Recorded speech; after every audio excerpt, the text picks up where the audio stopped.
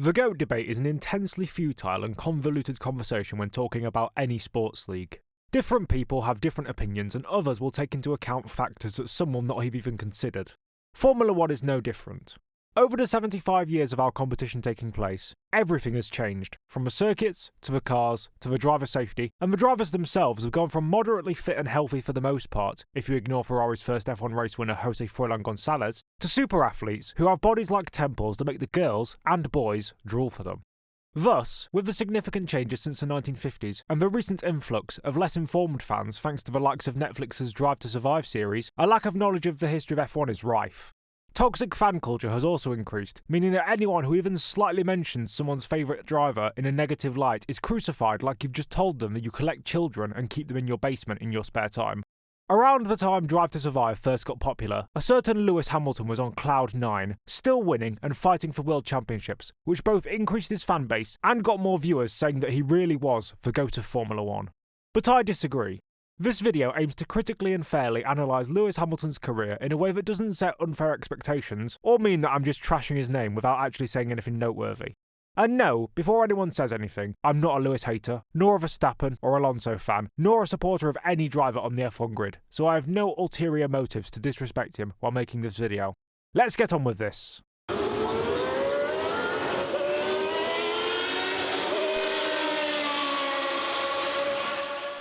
Manuel Fangio is in the lead on the last lap of the German Grand Prix. Jim Clark drives the Formula One Motorsport to victory on the racetracks of the world. And look at that! Out that, colossally, that's Mansell! That is Nigel Mansell! Alain Prost has taken the advantage. Senna is trying to go through on the inside, and it's happened immediately! This is amazing! Senna goes off at the first corner! And I've got to stop, because I've got a lump in my throat. Lewis Hamilton is one of, if not the most, statistically successful drivers in history. 7 championships, 103 wins, 104 pole positions, 67 fastest laps, and so on and so forth. He won his first title in his second season in 2008, but that's not the first bit I want to focus on. His debut the year prior came to much fanfare and he would be paired with 2-time reigning world champion Fernando Alonso. Some Lewis fans believe that the Spaniard is still salty about 2007 to this day, and that any time Fernando does anything that even mildly inconveniences their favourite driver, they reference the year they spent as teammates a whole 17 years ago. However, as much as Lewis fought against Alonso and Kimi Raikkonen for the title, he had just jumped in a championship potential car straight away without any progression through a junior team or otherwise lower down outfit. Nonetheless, his performances in 2007 were very impressive as he showed a lot of grit and determination fighting with experienced race winners as a rookie. What some people fail to mention is that Lewis spent several weeks testing before pre-season came around, so he was up to speed with how fast an F1 car was. There's no exact information, but he did approximately 2 to 3 weeks in total preparing for 2007 before Alonso had a chance to do the same. Thus, he had a chance to perfect his driving style, just like Jacques Villeneuve did with Williams in 1996, where he eventually went on to challenge Damon Hill for the crown as a rookie. Lewis's debut season got off to a flyer as he got 9 consecutive podium finishes and 2 wins in North America, in Canada and the United States, leading the championship as they headed into July. His downfall really began at the European Grand Prix where he aquaplaned off in a deluge of rain at the start, then was put back onto the track by a crane, eventually finishing 9th from 1 lap down on his race-winning teammate Alonso. Then in Hungary, the pair came to blows when Fernando was given a grid penalty for purposely holding up Lewis in qualifying. Although Alonso did hold up Lewis, he tried to explain that he was actually inquiring about tyres rather than holding him up on purpose, although even I don't believe that excuse. What I can believe, though, is that Hamilton did break team orders and didn't let his teammate through on track to honour the gentleman's agreement between teammates, similar to what happened with Daniel Ricciardo and Max Verstappen in Austria in 2018. I think this grid drop was unjustified as the outcome was self-policing. Lewis didn't lose tons of positions and still qualified second, which became pole position because of Fernando's grid drop. Things died down for the next few races in Turkey, Monza and Spa as Lewis beat Fernando in all 3, then Alonso crashed out in the wet in Fuji while Lewis won. Hamilton's rookie title capitulation started in China, where he was asked to stay out by his teammate on increasingly bold tyres, then skidded into the gravel on the pit entry due to the increased standing water which left him stranded and out of the race. Then in Brazil, he had a technical fault early on and lost about half a minute trying to get out of neutral gear, eventually finishing 7th and losing out on an incredible rookie title by 1 point to Kimi Raikkonen, also equalling Alonso's season points tally. The infighting at McLaren had opened the door for the outsider of Kimi to capitalise on their inconsistency. The pair in silver had butted heads several times, and it was believed that Lewis had preferential treatment, which eventually led to Fernando's departure. Overall, on average in qualifying, Lewis was faster than Fernando, just by 0.018 seconds on average, but in the races, finished behind him by 3 seconds, even if you take out big caveats like Europe. People like to say that Hamilton being a rookie in 2007 means he did a superhuman job beating Alonso, but Michael Schumacher did a similar thing in 1991, coming into Benetton mid-season and still out-qualified and outraced his Brazilian 3-time champion teammate Nelson Piquet in their 5 races together. Lewis's 2007 season was no doubt impressive, but 2008 was his first title campaign. McLaren opted for Heikki Kovalainen to replace Fernando Alonso, as the Finn had just come off of a fantastic first season with Renault, beating established midfield merchant teammate Giancarlo Fisichella. He struggled against Lewis though, and the Brit put in arguably his best career performance in Silverstone, winning by over a minute from the next car and over a minute and a half from Kovalainen in extremely wet conditions. There were still blips, such as Monza where he only qualified 15th and recovered to a mediocre 7th, and Japan where he collided with Massa, his title rival, but even the biggest cynic couldn't doubt that Lewis deserved the 2008 title. Some believe that Glock let Lewis through on purpose, but he actually gained positions from staying out on dry tyres in the wet conditions, which some people don't even realise. The first half of 2009 was a difficult slog, as the McLaren struggled in the midfield, and embarrassingly, Lewis himself was struggling to beat Kovalainen consistently in qualifying. He started winning as the car got good again, but it was clear that the Woking outfit needed a more established second driver for 2010. This is where Jenson Button comes in. In a team moulded around Lewis, he surpassed him on average in qualifying and the races where both of them finished. Despite this, Lewis was the one who went into the final round in Abu Dhabi with an outside shot at the title, but he didn't come out on top. Then came 2011. Now this season is arguably the worst of Lewis's F1 career. He got penalised for weaving while fighting Alonso in Malaysia, obviously still salty about 2007, then collided with both Felipe Massa and Pastor Maldonado in Monaco in incidents that were clearly both his own fault, despite his protestations after the race. He retired in Canada after Jenson squeezed him into the wall, then collided with Massa again in Silverstone, then moved across on Kobayashi in Spa, and crashed with Massa again in Singapore and India. He finished 3 positions and nearly 50 points behind Jenson despite having the same amount of mechanical problems, and this season plays into part of the reason why Lewis isn't the GOAT. If you look at the other greatest drivers in Formula 1 history, the likes of Clark, Fangio, Prost, Senna and Schumacher and co, they never got beat by their teammates, no matter how tough the going got. I know Prost got beaten by half a point by Lauda, but that was close, this wasn't. Meanwhile, Lewis got beat quite considerably by a driver who, despite being a champion, definitely wasn't the same calibre as the 5 guys I just mentioned. He was arrogant and inconsistent in 2011, then in 2012, he stepped up his performances, as although he retired from race-winning positions twice in Singapore and Abu Dhabi, he still beat Button, who had a very bad season, often struggling with his car setup. He got a new teammate in 2013 as he made a controversial move to Mercedes, beating Rosberg despite taking 1 less win than a German, and finishing behind on average in races where both of them finished, then beat him to the title the season after, even if it was a bit too close for comfort, only just beating the guy who had spent his entire career in midfield cars at the last race of the year. But nonetheless, Lewis claimed his second title. It is quite scary though that on average, Nico was 2 tenths quicker than Lewis in quali, and Lewis had only beaten Nico by 2.5 seconds on average in the races.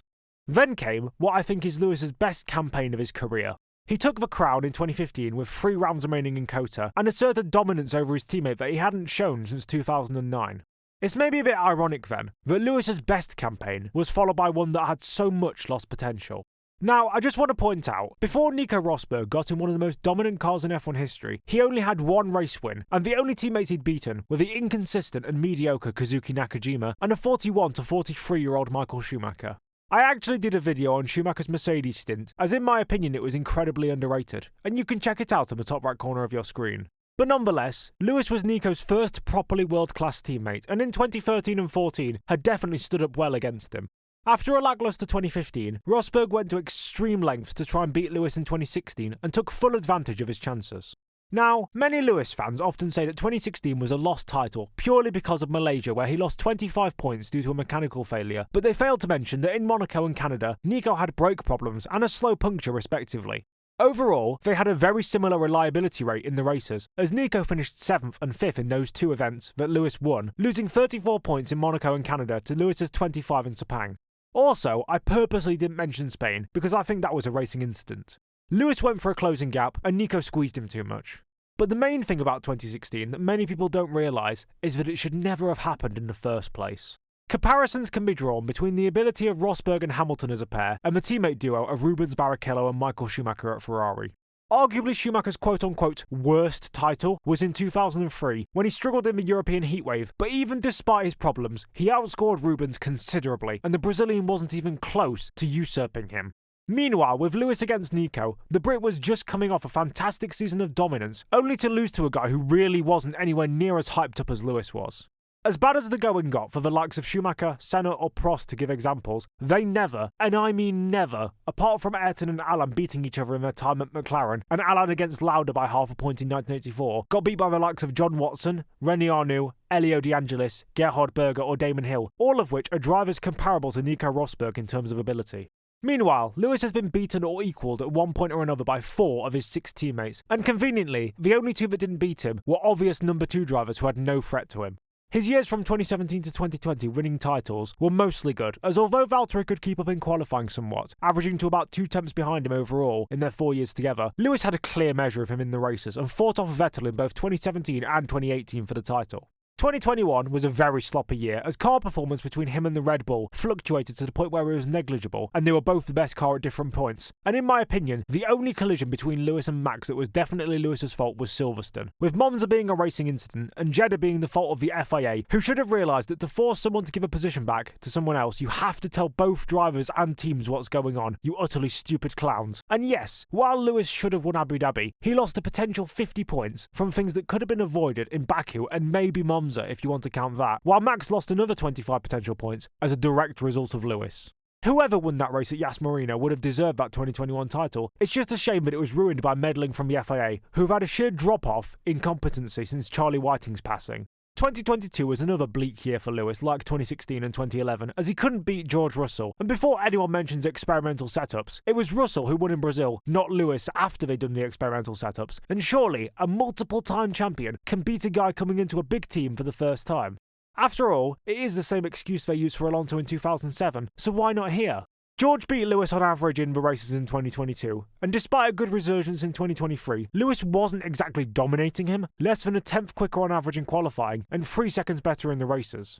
I'll give him the benefit of the doubt in 2024, because I'm not going to act like him being beaten by George isn't partly due to his announcement he's joining Ferrari next year, and he's now demotivated and potentially being shafted by the team, but overall, I'm going to now explain the point of this video. Against Alonso in 2007 he held up well, and in 2008 and 09 he was better than Kovalainen. He wasn't considerably better than Button in 2010, and was considerably worse in 2011, although he did rebound in 2012. I'd say him and Rosberg were fairly equal in 2013, and he edged Nico in 2014. Then he whitewashed him in 2015, and lost on equal terms in 2016. He demolished Bottas for 5 seasons, then has been fairly equal with George since 2022, even if Russell has achieved more. This means that over Lewis Hamilton's 18-season career in F1, he's only beaten his teammates on raw performance 9 times in those seasons, and 7 of those came against number 2 drivers in Kovalainen and Bottas. I'm not going to entertain the "it's the car" debate, because that's mostly stupid, although I will say that Lewis doesn't perform well at all really when he isn't in a dominant car, see 2009 and 2022. When conditions are perfect though, Hamilton is nigh on untouchable. He's had fantastic races like Silverstone 2008 and has won 7 titles. You can't get the records and statistics he has while being a fraud, but you also have to appreciate that although he's won lots, he's also lost lots. He's had 11 championship potential cars and won 7 titles, meanwhile Michael Schumacher won the same amount from 9 potential seasons. Fangio got 5 from 6, and the one he didn't get was 1950 due to reliability, while Senna got 3 from 4 and Prost got 4 from 7 despite having both Lauda and Senna as teammates in championship-winning cars. I'm not trying to say Lewis is an undeserved champion who's hiding behind his cars, but his track record shows that when you have less points than Jenson Button as his teammate over your 3-year span together, when you've lost a title to a guy who should have never got one in the first place like Nico Rosberg, and lost 2 seasons out of 3 to Osama bin Russell, you have to count his lows as well as his highs. I personally put Lewis 7th on my all-time list of F1 drivers behind Clark, Fangio, Prost, Schumacher, Lauda and Senna, and behind Rivalry if we're talking about Grand Prix drivers overall. Every single driver that's higher than him on that list never lost to a teammate that wasn't also on that list on merit, with the exception of Niki Lauda, who lost to John Watson in 1982 and 83 after coming back from retirement before winning again in 84. But Lewis has lost to guys who don't even break into my top 15, and Russell hasn't had time to prove himself. I hope that with his move to Ferrari, he proves me wrong, but I don't think he will. I think he's lost the raw speed he had in his early McLaren years, and his time racing at the front with Merck has made him lose his racecraft. If I was him, I'd have taken the sabbatical after 2021, cleared my head and got my mojo back, then come back in 2023 or 24 to give myself more time at the top. He's now equalled Rubens Barrichello and surpassed Graham Hill for the record of most consecutive seasons in F1, and he's driving like someone who's tired out and needs a break. Just look at the Canada race that's just happened. It's a track he's historically gone well at, in conditions he excels in, yet he can't beat George Russell, and described his own performance as shocking. As I said, look at Schumacher. He decimated several-time race winners like Barrichello and Irvine, and even champions on debut like Nelson Piquet. Yes, Piquet was in his last season before retirement, but he was still getting good results on merit. Lewis isn't a fraud or a best car merchant, he's just not the greatest of all time. He does have one of the greatest primes of all time, just not the best career. Anyways, with that being said, I think that brings today's video to a close. I hope you enjoyed me detailing why Lewis Hamilton isn't the GOAT, and if you did, please remember to like, comment, and subscribe to see more content from me in the future, and subscribe to my Patreon if you'd like to see exclusive content, get videos a day early, and have an opportunity to converse with me personally for as little as $1 per month. Big shout out to my already existing Patreon subscribers Andy Lamberts, Eamon Al Dowdy and George Stratford, and you can also follow my X/Twitter where I post boiling hot lava takes on F1, IndyCar and NASCAR, and follow my Instagram for behind the scenes updates. With my shameless plugging over though, I'm Nedzo, and I'll see you all later. Bye!